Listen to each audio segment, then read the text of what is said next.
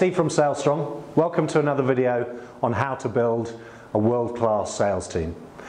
Today's topic is on the most effective ways to coach your sales team. Now, when I'm talking sales managers and also their organisations, I find there are three issues that are popping up. The first issue is that it's increasingly difficult to recruit and retain sales talent.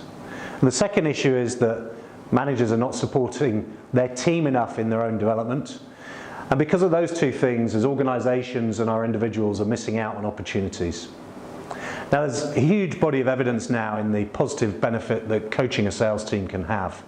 One piece of that evidence is from the Sales Executive Council, and it suggests that where teams are coached for, on average, over 3 hours per month by their sales managers, they exceed their target up to about 107%. Where we have average or minimal coaching, we find that the sales teams aren't necessarily achieving.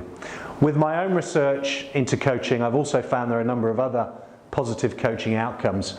Things such as our sales team's ability to achieve their goals, their positive self-talk, their productivity, their engagement, their self-efficacy or self-belief, their well-being, learning outcomes, and things like that. So it's not only target achievement where coaching can support, it actually supports many other positive outcomes.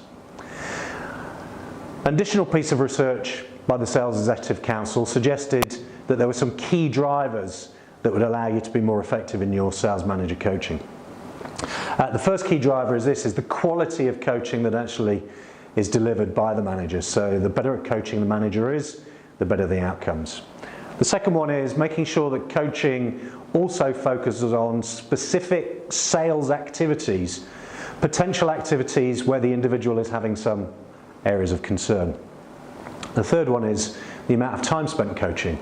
So it doesn't fail to surprise me how little coaching is actually going on by many sales managers in many organisations. Again, what seems to be the case is that the 3 hours per month rule of thumb seems to be around about the optimal amount. The fourth thing is the coaching style. And what we mean by that is being able to adapt your style to the individuals that are being coached. And then finally, it's actually the attitude of the sales team member themselves towards coaching.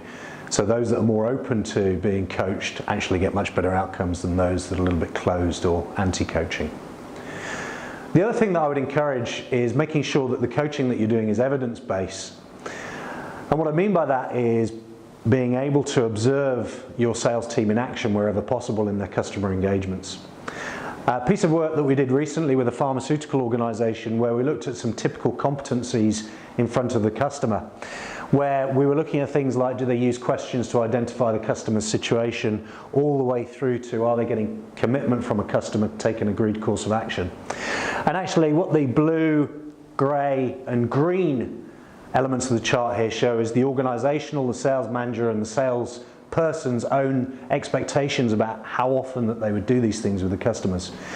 We then went and did a field audit and we found the yellow. We found actually significant reduction in observable incidences of the sales team person actually doing these behaviours and doing these competencies. So it's really important that we don't make assumptions about what they're doing in front of customers, that we get out and we observe, because through that observation we're able to do far more powerful coaching with our sales team. The other key that I would suggest is making sure that we focus on the right people. In any team we will have some lower performers, some average performers and some high performers. And even if we just looked at the statistics, we would suggest that there are more in the average performers, and this is actually the engine of your team's performance. If we can focus more of our coaching time on the average performers, what happens is we shift them away from the low performers. This means that the low performers now have a much more stark choice to make about whether they want to move and change what they're doing, or whether they want to move and change and do something with somebody else. We do want to coach our high performers, but mainly that's coaching for stretch. So these are my tips today on how to effectively coach your sales team. If you'd like to have a chat about this topic, then please contact me, Steve, at salesstrong.co.uk.